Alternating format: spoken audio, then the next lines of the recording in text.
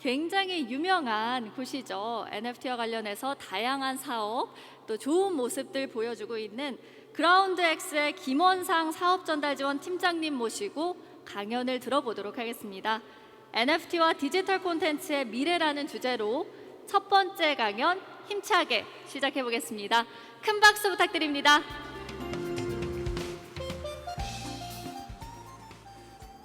예, 반갑습니다. 저는 그라운드X에서 사업 전략 지원 팀장을 맡고 있는 김원상이라고 합니다. 오늘 이렇게 아름다운 도시 부산에서 여러분과 이제 NFT라는 주제를 갖고 이야기를 해볼 텐데 뜻깊은 시간이 됐으면 좋겠고요. 그리고 이번 주제가 보니까 부산 The NFT Port of Asia라고 되어 있더라고요. 그래서 그 아시아를 바라보고 있는 이런 뷰가 저희랑 또 많이 일맥상통하는 것 같아서 또 뜻깊은 것 같습니다. 그 NFT 시장이 워낙 빠르게 변하고 있습니다. 그래서 사실 제가 이 자료를 만들 때까지만 해도 나름 최신이라고 만들었지만 또 지금 너무나 많은 새로운 프로젝트들이 또 너무나 많은 새로운 사건들이 일어나고 있기 때문에 또 자료가 다소 좀 최신이 아니더라도 좀 양해를 부탁드리고요. 예, 그럼 진행하도록 하겠습니다. 총 5가지로 좀 준비를 해봤고요. 먼저 이제 그 NFT를 얘기하기 전에 그리고 디지털 컨텐츠를 얘기하기 전에 좀 필요한 기본적인 알아야 할 것들에 대해서 좀 언급을 드릴 거고요. 그리고 난 다음에 그러면 이런 것들이 어떻게 디지털 자산이라는 것에 영향을 줄 것이며 또 그런 것들이 어떻게 활용되고 있고 그럼 앞으로는 어떻게 NFT가 이 시장을 끌어갈 것인가에 대해서 좀 함께 공유해보고 나눠보도록 하겠습니다. 자, 컨텐츠라고 하면 기존에 이제 디지털 컨텐츠도 있고 그렇지 않은 컨텐츠들도 있습니다. 물론 요새 점점 이제 IT 세상이 되면서 디지털 컨텐츠의 양이 늘어나고 앞으로 디지털 아트를 예를 들자면 앞으로 바라보고 있는 이런 그 디지털 아트 시장의 성장도 엄청나다라고 지금 많이들 예측을 하고 있고 그런 것들이 투자나 이런 데 많이 반영이 되고 있는 상황입니다. 근데 이런 것들이 단순히 컨텐츠 그냥 우리가 재미로 보고 듣는 것이 아니라 하나의 새로운 디지털 자산으로서의 가치를 갖는다라는 것이 이 파트의 주제가 되겠습니다. 먼저 디지털 자산이라는 게 무엇인지 좀 설명을 드리겠습니다. 디지털 자산이라는 건 사실 우리가 많이 듣는 말들이죠. 디지털이라는 말도 많이 듣고 자산이라는 말도 많이 듣습니다. 하지만 디지털 자산이라는 것이 굉장히 포괄적이고 또 우리가 어디서 쉽게 접할 수 있지만 또 그 의미가 모호하기도 합니다. 그래서 저희가 좀 정의를 내려보면 디지털 세상 속에서 사실 발행되고 유통될 수 있으면 모든 게 디지털 자산이라고 얘기할 수 있습니다. 그것이 가치가 높은 디지털 자산이 있을 수 있고 조금은 저렴한 디지털 자산이 있을 수 있지만 어쨌든 디지털화되어 있고 유통될 수 있고 발행되어 그 누군가에게 소유될 수 있다면 이것은 디지털 자산이라고 할 수 있다는 것이죠. 이것은 우리가 소위 얘기하는 암호화폐보다는 조금 더 넓은 개념이라고 볼 수 있을 것 같습니다. 그래서 저희가 좀 단어를 쪼개봤습니다. 자산이라는 게 먼저 좀 정의를 내려보면 너무나 많은 의미들이 있지만 자산은 사실 미래에 우리에게 경제적 가치를 주는 무엇입니다. 어쨌든 우리에게 경제적 이득이 되어야만 우리가 그것을 자산이라고 부를 수 있다는 것이죠. 그래서 디지털 자산이라는 것, 그럼 이 디지털 자산은 어떻게 만들어지는지 저희가 좀 봤더니 2가지 요소가 꼭 필요합니다. 한 가지가 뭐냐면 일단 먼저 디지털로 만들어져야 됩니다. 두 번째가 무엇이냐면 바로 그것이 누구의 것이냐라는 소유가 증명되어야 하는 것입니다. 이 2가지가 합쳐졌을 때 우리는 디지털 자산이라고 부를 수 있다는 것입니다. 그래서 사실 디지털 자산의 종류는 굉장히 많습니다. 아까 말씀드렸지만 디지털 자산이라는 게 워낙 포괄적인 개념이기 때문에 현금성 자산부터 우리가 우리 암호화폐 같은 자산들도 있고요. 그다음에 게임 아이템들도 요새 굉장히 고가의 거래가 되죠. 그리고 우리가 소위 디지털로 만들어진 다양한 컨텐츠들도 자산이 될 수 있습니다. 또한 최근에는 기업들이 만들어내고 있는 수많은 데이터들도 디지털 자산으로서 인정을 받고 있습니다. 그럼 그런 디지털 자산이랑 블록체인이랑 무슨 관계이냐? 사실 디지털 자산을 운용하고 만들고 관리하는 방법은 꼭 블록체인이 아니어도 됩니다. 하지만 우리가 블록체인도 의미 있는 디지털 자산화 기술 중에 하나라고 정의될 수 있습니다. 아까 디지털 자산이라 함은 디지털화가 되어야 하고 그것이 소유가 증명되어야 한다고 했습니다. 디지털 자산으로 만드는 디지털화하는 방식은 다양할 수 있지만 또 아까 말씀드린 소유를 증명하는 것도 다양할 수 있지만 블록체인은 블록체인의 방법으로 소유를 증명하고 디지털화를 해나가는 것입니다. 제가 간편하게 이제 앞으로 좀 이제 블록체인 플랫폼에 대해서 몇 개 설명을 드릴 텐데 다 아는 얘기들입니다.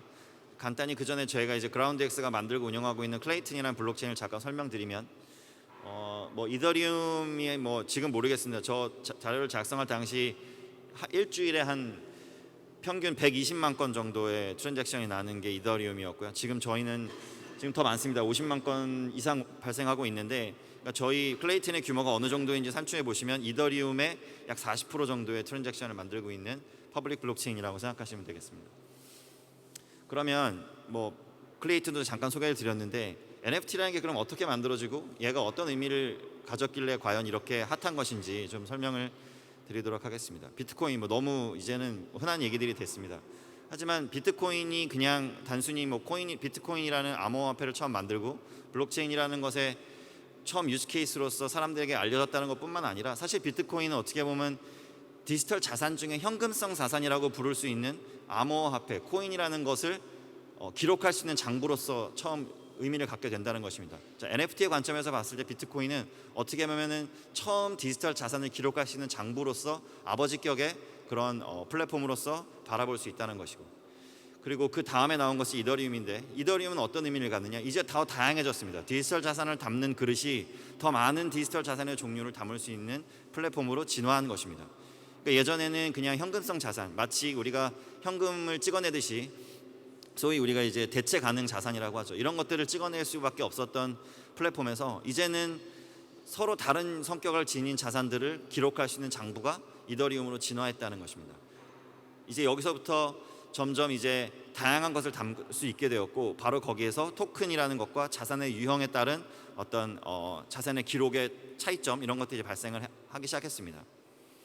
토큰은 뭐 다들 아십니다. 뭐 저는 좀 나름 이제 나이가 있는지 예전 어렸을 때 버스 타면은 그 조그만 동그라미 뽕 뚫린 그 토큰을 내고 버스를 탔습니다. 이 토큰이라는 거기서만 통해, 이 토큰을 슈퍼마켓에 가도 사탕을 주거나 껌을 주지 않습니다. 이 토큰은 그 이코시스템 안에서만 작동하는 것이죠.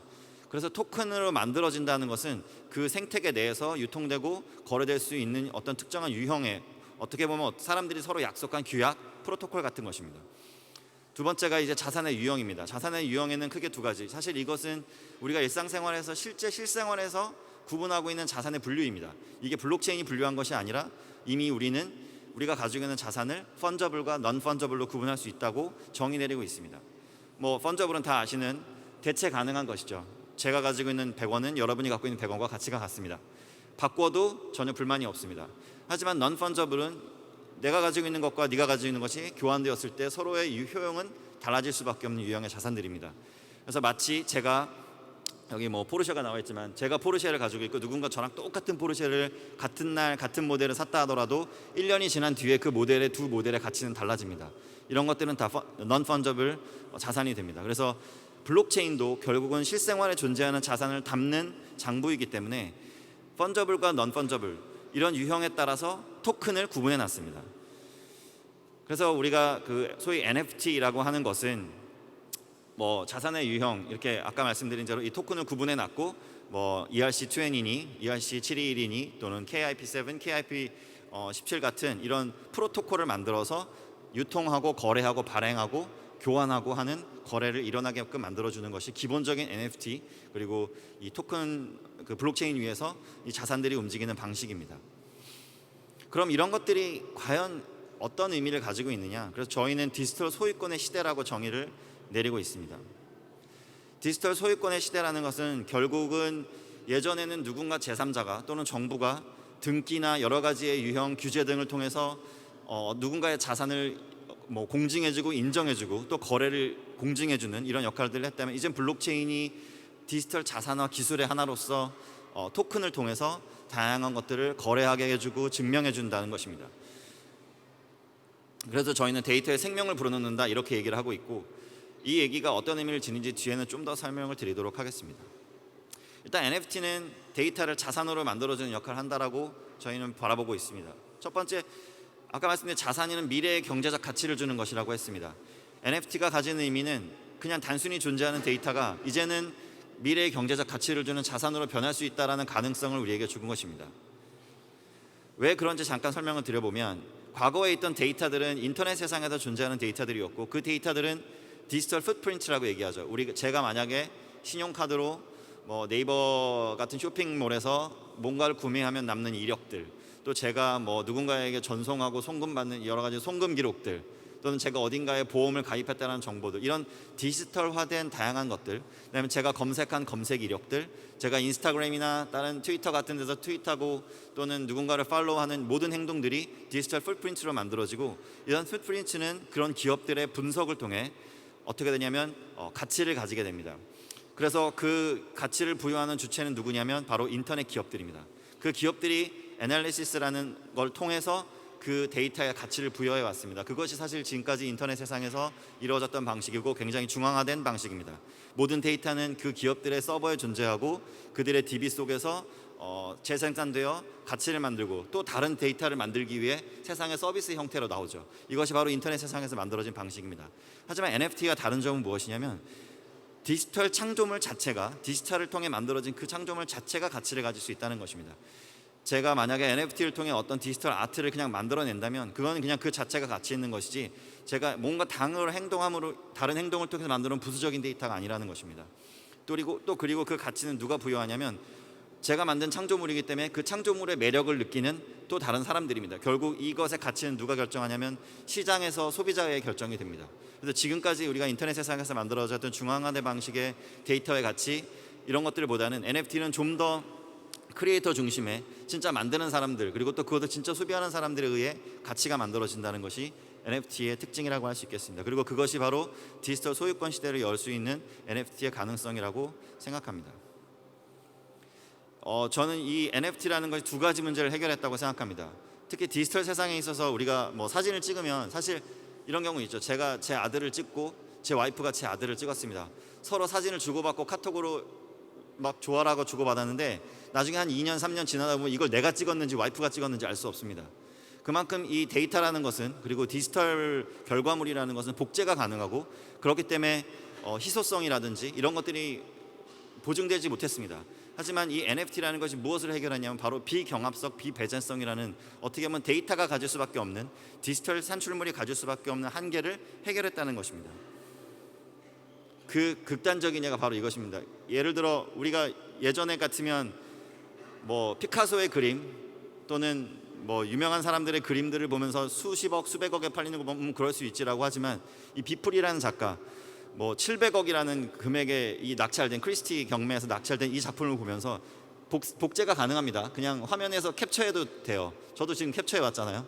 그런데 이렇게 캡처해온 화면이 지나지 않는, 이 파일 코드로 지나지 않는 이 디지털 정보가 700억에 낙찰이 된 것입니다. 이게 가능한 이유는 바로 NFT가 아까 말씀드린 것처럼 그 자체로서 가치가 존재하고 시장에서 가격이 존재할 수 있게끔 NFT가 소유를 증명해주고 디지털화해 주었다는 것입니다. 바로 NFT가 특정한 토큰의 방식으로서 블록체인이라는 디지털 자산화 기술을 활용해서 디지털 컨텐츠가 기존에는 가질 수 없었던 가치를 가질 수 있게 된 것입니다. 그것의 가장 극단적인 예라고 할 수가 있겠습니다. 그래서 저희는 이런 뭐 디지털 아트를 시작으로 해서 뭐 최근 2021년 2분기보다 2021년 3분기에 NFT 시장이 몇 프로 증가했냐면 700% 증가했습니다.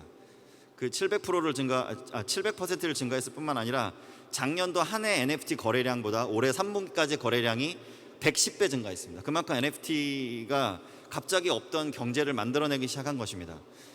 이렇게 많은 돈들이 들어오고 많은 사람들이 거래를 하기 시작하면 이제는 이런 디지털 창조물을 만들어내는 방식, 유통하는 방식, 그리고 그거를 만들어내는 사람과 소비하는 사람들이 소통하는 방식이 기존과는 다를 것입니다. 물론 이것은 디지털이 익숙하지 않고 블록체인이 익숙하지 않고 NFT가 익숙하지 않은 사람들에겐 새로운 도전이 될 것입니다. 그래서 저희는 이런 그 밸류 체인을 좀 그려봤습니다. 예를 들어 NFT를 소비하는 사람과 NFT를 창조하는 사람이 있고 그 가운데서 어떤 유통이 존재한다면 그 유통은 어떤 모습일 것이고 어떤 것인지에 대해서 좀 생각을 해봤습니다.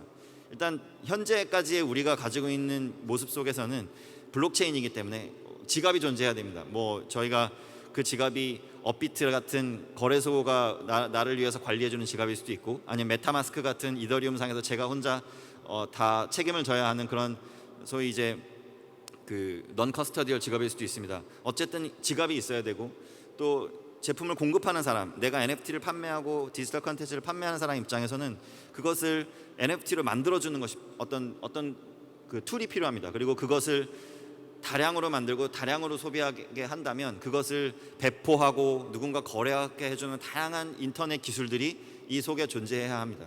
그러니까 이게 예전에는 아트씬에서 뭐 갤러리나 이런 데서 주도해서 오프라인에서 중앙화된 방식으로 이루어지던 것들이 이제 다양한 컨텐츠들이 꼭 갤러리나 이런 대기업이 끼지 않아도 개인들이 개발자 한 명을 고용해서 갑자기 내 작품을 NFT로 만들어서 수억 수천만 원에 파는 시대가 오기 시작한 것입니다. 그 NFT를 그래서 저희가 총 세 가지 구분해서 제가 지금까지 설명드린 NFT는 조금은 첫 번째 그 심미적인 NFT에 집중이 되어 있긴 하지만 실제로 NFT는 더 많은 다양한 유형이 존재한다고 보고 있습니다. NFT 시장을 물론 어떤 특정 NFT가 얘는 꼭 뭐 심미적인 NFT야, 얘는 리얼월드 NFT야 이렇게 정의할 수는 없지만 어쨌든 그 NFT는 이 세 가지로 카테고리를 나눌 수 있다라고 보고 있습니다. 첫 번째는 심미적인 목적을 지닌 NFT입니다. 대표적인 게 아까 보신 비플의 작품 같은 것입니다. 또는 NBA 탑샷 같은 컬렉터블스 같은 것들이 그런 이유가 될 것입니다. 그게 왜 비싸라고 말하면 사실 할 말이 없습니다. 그냥 그것에 그만한 가치를 지불할 사람이 있고 그것이 좋아하는 사람들이 존재하는 것이죠. 어떻게 보면 팬이 굉장히 많은 그런 성격을 지닌 NFT라고 볼 수 있겠습니다. 두 번째는 게임 속 아이템과 같은 또 다른 제3의 세계, 메타버스라든지 아니면 또 다른 에코시스템에서 가치를 지니는 NFT들이 있습니다. 대표적인 게 게임 아이템이 될 것이고요. 그리고 최근에 뭐 아바타 같은 것들, 예를 들어 뭐 크립토펑스 같은 것들은 뭐 수십억에 판매가 되는데 이 크립토펑스도 사실은 뭐 아바타로서 우리가 소위 프로파일, 자기 자신을 드러낼 수 있는 그런 이제 하나의 도구로서 각광을 받기 시작하면서 굉장한 가격 상승이 있었죠. 그래서 이 소위 그 크립토 오지들에게는 돈을 엄청나게 벌면 최근에는 유명한 NBA 선수들도 돈을 벌면 예전에는 그 인스타그램에 뭘 올렸냐면 나 이번에 연봉 협상해가지고 임금 인상 받아서 람보르기니 샀어 이렇게 올립니다. 근데 최근에 농구 선수들 뭐 하냐면 크립토 펑크 사서 올립니다. 그러니까 이게 달라진 겁니다, 세상이. 그러면서 그 크립토 오지들 사이에서는 농담처럼 트위터에 주고받는 말은 웬람입니다. 웬람이 뭐냐면 웬 람보르기니. 그러니까 누군가 돈 벌었다고 람보르기니를 사서 자랑을 하면 요새 누가 람보르기니를 사냐? 나는 크립토 펑크를 사겠다. 이게 바로 전혀 다른 문법의 다른 그런 그 문화를 갖고 있는 사람들이 NFT 속에서 엄청난 자본력과 돈을 가지고 소비와 생산들이 일어나지고 있는 모습들입니다. 기존의 그 생각으로는 이해할 수 없는 것들이죠. 그래서 저희는 처음에 이런 문화적 현상을 분석하려고 많이 노력을 했는데 실제로 왜 사지라고 왜 돈을 그만큼 지불하지라고 물어보는 것 자체가 의미가 없는 것입니다. 전혀 다른 문법으로 움직이고 있는 세상인 것이죠. 네, 리얼월드 NFT를 좀 소개를 드리면 뭐 패션 같은 것입니다. 그래서 NFT 같은 걸로 드레스를 만드는 경우들이 있습니다. 그래서 NFT 드레스가 2019년에 나왔었는데요. 이게 어떤 예술 작품 그 가죽 드레스인데 우리나라 돈으로 한 2천만 원 정도 합니다. 그럼 NFT 아직은 제작을 안 하고 그냥 디자인만 NFT를 구매를 하면 이 NFT를 경매 또는 구매를 한 사람은 2천만 원을 주고 샀겠죠. 이거를 리딤하는 순간 어떤 뭐 유럽의 공방에서 가죽으로 고급 가죽으로 실제로 제작이 들어갑니다. 그러면 이제 제작에 들어가서 사이즈도 다 이제 다 맞춰서 제작을 해주고 그 실물을 그 사람들에게 딜리버리 해주는 것까지 그다음에 제작했던 그런 그 영상 같은 거를 같이 제작해서 보내주는 이런 이제 어떻게 보면 유통과 이런 그 구매가 예전과는 다르게 마치 크라우드 펀딩이 우리가 아직 제품을 만들지 않았지만 먼저 펀딩을 받는 와디즈 같은 플랫폼처럼 아직 내가 드레스를 만들지도 않았는데 NFT로 판매하고 디자인만 보고 누군가 그것을 구매하는 이런 유통의 혁신들이 NFT를 통해 일어날 수 있다라고 보고 있고 또 패션계도 그렇게 움직이고 있습니다. 그래서 활용 사례들을 좀 가져왔는데요. 이게 아까 설명드린 세 가지 카테고리로 좀 구분해서 가지고 와봤습니다. 먼저는 디지털 아트입니다. 아트 시장이 지금 뭐 많이 연초 1분기, 2분기보다는 사실 많이 사그러든 건 있습니다. 하지만 여전히 뭐 슈퍼레어라든지 아니면 넌 어리진이나 파운데이션 같은 좀 하이 퀄리티 큐레이터들이 팔고 있는 디지털 아트 작품들은 여전히 고가에 낙찰되고 판매되고 있고 여전히 뭐 지금 뭐 이번에 강연도 하신 미스터 미상님의 작품 같은 경우는 뭐 거의 10억 이상 가는 이런 고가에 아직도 판매가 되고 있습니다. 그래서 아트 시장은 여전히 핫하다고 할 수 있고 그 대표적인 예는 니프티 게이트웨이입니다. 뭐 예전에 계속 1위를 고수하다가 최근에 많이 사그러들었지만 니프티 게이트웨이 같은 그런 아트 큐레이터들이 디지털 아트 뭐 실물이 존재하지 않습니다. 뭐 보면 꼭 유화 같이 생겼지만 그냥 디지털 작품인데 이것을 이렇게 뭐 맨 왼쪽 작품 보면은 커럼비드가 3,319불이죠. 저 가격으로 5개 에디션이 만들어졌고, 예전에 같은 말이 안 되죠. 저 그냥 복사해서 작가가 복사해가지고 그냥 뿌리면 저게 1000개가 될지 10,000개가 될지 알 수 없고요. 그렇기 때문에 이 크리에이터들은 특히 디지털 크리에이터들은 광고 모델이라든지 어떤 다른 모델을 통해 수익을 만들었지, 저렇게 실제로 내 작품을 마치 그 오프라인 작가들이 유화를 그려서 팔듯이 할 수 없었던 세상이었죠. 그리고 여기도 이제 에디션을 팔고 있는데 하나에 300불 정도 하는 에디션을 팔고 있습니다. 클립 드랍스를 좀 소개해드리겠습니다. 저희 서비스인데요. 일단 저희가 오픈 특별전 해서 7월에 런치한 서비스라서 클립이라는 카톡 안에 있는 그 블록체인 지갑 안에서 디지털 아트 작품, 한전장만 작품을 팔고 있고, 우구건 작가님이나 하정우 작가님이나 이런 이제 작가님들, 이세연 작가님이나 이런 작가님들의 유명한, 사실은 원래 오프라인에서 활동하시던 작가님의 작품을 디지털화해서 그렇다고 그 디지털한다는 그냥 단순히 디지털 이미지로 바꾸는 것이 아니라 그 속에 작가님의 사상과 기획과 어떤 이런 것들이 다 들어가서 새로운 작품, 디지털 작품들을 만들어서 판매를 했고요. 그래서 오픈 특별전을 통해서 저희가 한 6주 정도 진행을 했는데요. 저희가 한 28억 정도, 저희는 이제 클레이로만 거래가 되는데 클레이의 그 당시 가치로 한 29억 원 정도의 작품을 판매하였습니다.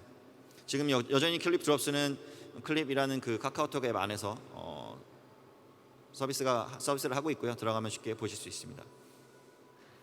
두 번째는 이제 펑셔널 NFT, 그러니까 현실 세계뿐만 아니라 어떤 다른 세상 속 메타버스 같은 곳에서 의미 있는 그런 NFT들입니다. 그래서 디센트럴랜드라는 유명한 그 플랫폼이죠, 프로젝트죠. 그래서 실제로 지구 속에 존재하는 여러 가지 이제 지리학적인 도시라든지 위치들이 실제로 저 안에도 3D로 존재하고, 가서 실제로 거기를 방문하거나 거기 있는 가게를 들어가 본다거나 또는 거기에 땅이나 집을 산다든지, 또 캐릭터를 위한 내 패션, 옷이나 이런 걸 사볼 수 있는 여러 가지, 옛날에 심즈 같은 게임 같은 그런 블록체인 어떤 플랫폼입니다. 그래서 쉽게 트라이얼 버전 해보실 수 있습니다. 그냥 디스턴트랜드 인터넷 치셔가지고 들어가서 그냥 계정 간단하게 만드셔가지고 하시면 진짜 사람이 이렇게 움직이면서 제가 이렇게 여기저기 왔다 갔다 해볼 수 있습니다.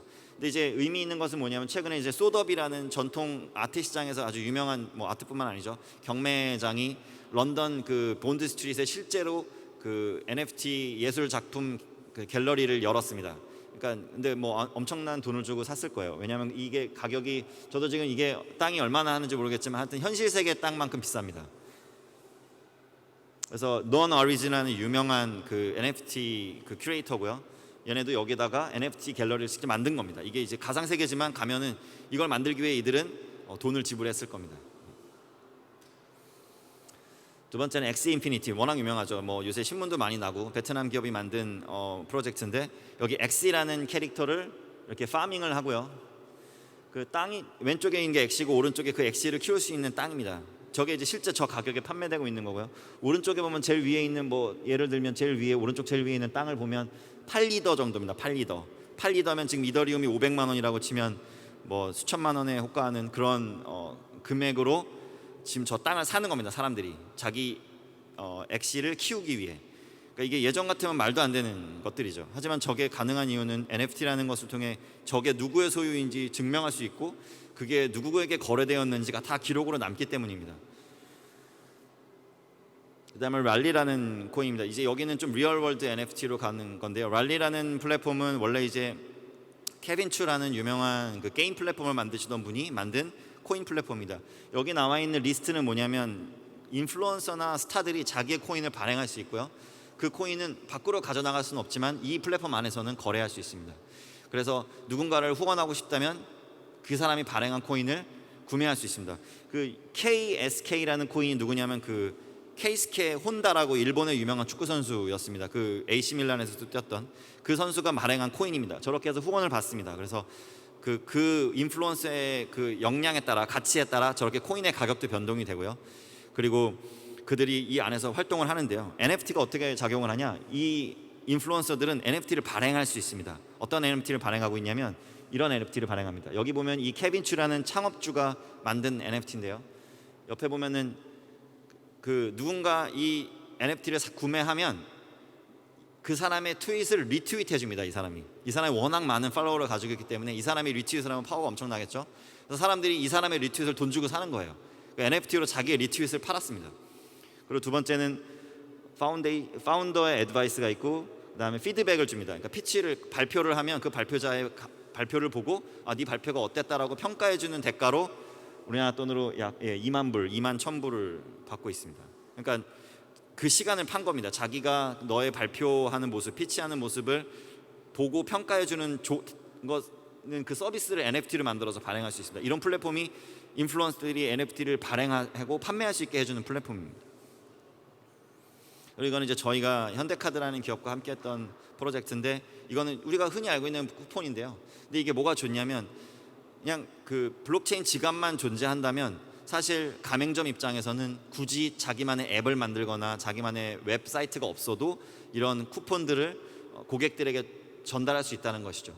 이게 블록체인 지갑들이 이제 점점 많아지고 점점 다양해지기 시작하면 이제 간단한 개발자 한두 명만 있어도 그냥 이런 서비스들을 누구나 가맹점이 쉽게 만들 수 있다는 것입니다. 아마 저희 같은 기업들은 이런 걸 더 쉽게 만드는 툴을 만들어서 가맹점들에게 뭐 배포하거나 이럴 수도 있는 거죠. 이건 마지막으로는 그 카카오 엔터테인먼트에서 주식 교환권을 NFT로 만들었던 사례입니다. 그래서 이제 앞으로 어떻게 될 건지를 좀 얘기를 해보고자 합니다. 지금까지 쭉 설명을 드렸습니다. 이제 그라운드엑스라는 회사는 디지털 자산 플랫폼 회사로 정의를 내리고 있습니다. 물론 저희는 블록체인을 활용하고 있습니다. 디지털 컨텐츠가 이제는 디지털 자산이 되었습니다. 그것은 NFT가 가능하게 했고 블록체인이 가능하게 했습니다. 근데 디지털 자산은 물론 디지털 컨텐츠보다 큰 개념입니다. 그게 어떤 건 의미하냐면, 그 전에 먼저 간단히 이거 좀 설명을 드리면, 디지털 자산이라 하면 결국 데이터입니다. 이 데이터는 우리가 소위 DAM이라고 하죠. 그 데이터 그 디지털 애셋 매니지먼트를 보면 그 데이터는 라이프 사이클이 있고, 그 라이프 사이클에 마다 필요한 기술과 그 기술을 하기 위한 서비스들이 있습니다. 그래서 이런 것들이 NFT에도 당연히 필요하다는 거죠. 예전에는 필요 없을 수도 있었던 것들이 이제 NFT라는 디지털화된 자산으로 점점 유통이 많아지고, 그러면서 이제 이런 서비스들이 점점 시장에 많이 나오게 될 것이라고 예상을 하고 있습니다. 넘어가고요. 네, 여전히 사실은 가상화폐, 소위 암호화폐 시장이 NFT보다 큰 건 사실입니다. 하지만 아직 저희가 NFT 시장을 바라보고 있는 이유는 뭐냐면, 아까 디지털 컨텐츠가 디지털 자산에 속한다고 말씀을 드렸습니다. FT, 그러니까 펀저블 토큰이라고 하는 암호화폐 자산은 결국 금융과 굉장한 깊은 관계가 있고요.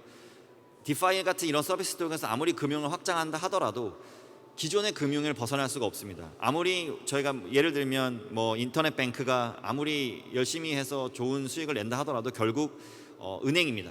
그러니까 이런 한계점들이 있다는 거죠. 아무리 새로운 금융 서비스들이 나오더라도 기존에 더 많은 금융을 하고자 하는 니즈나 시장 파이가 증가하지 않는 한 그 시장은 어쨌든 서로 땅 따먹기 싸움밖에 될 수 없죠. 물론 시장은 조금씩 커질 겁니다.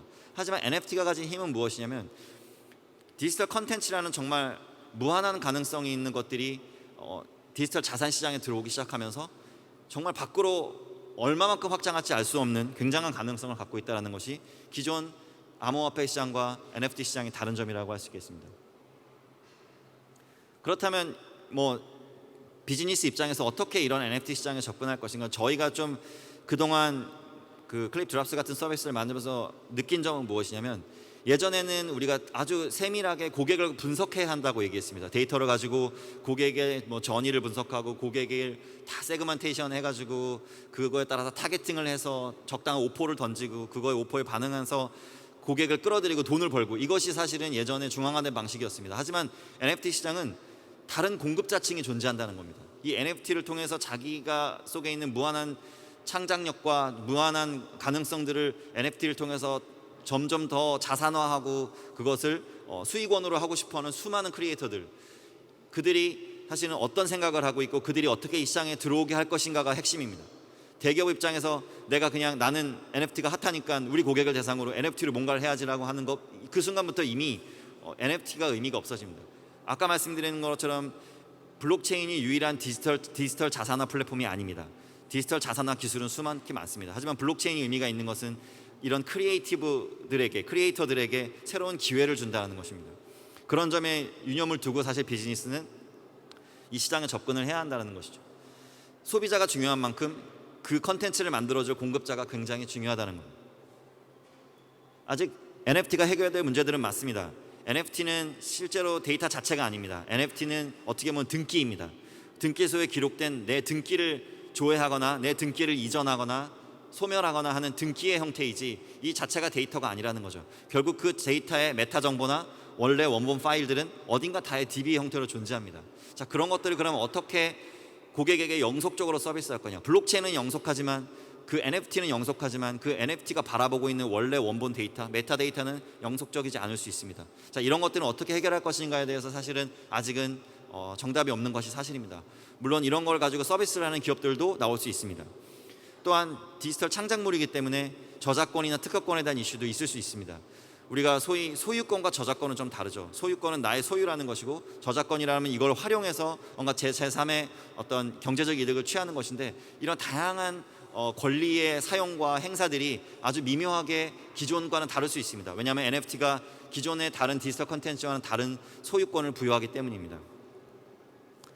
아까 말씀드린 거가 좀 비슷해서 좀 넘어가도록 하겠습니다. 이건 여러 가지 NFT를 위해서 필요한 기술들이나 서비스들이 존재한다는 것입니다. 그래서 저희는 클레이튼을 중심으로 일을 하고 있고 그 클레이튼 위에서 NFT를 통해 더 많은 분들이 사실 더 많은 가치들을 만들길 바라는 마음으로 아까 말씀드린 다양한 서비스들을 만들고 있습니다. 지금은 클립 드랍스나 클립들이 있지만 앞으로도 이거 말고 이거 더 많은 서비스들을 고객들에게 NFT를 통해서 더 많이 시장들이 커가고 또 그분들이 또 이 NFT를 통해서 더 많은 수익을 얻을 수 있도록 저희가 기술로서 지원을 할 예정입니다. 네, 이렇게 저희 강연을 오늘 들어주셔서 감사합니다. 예.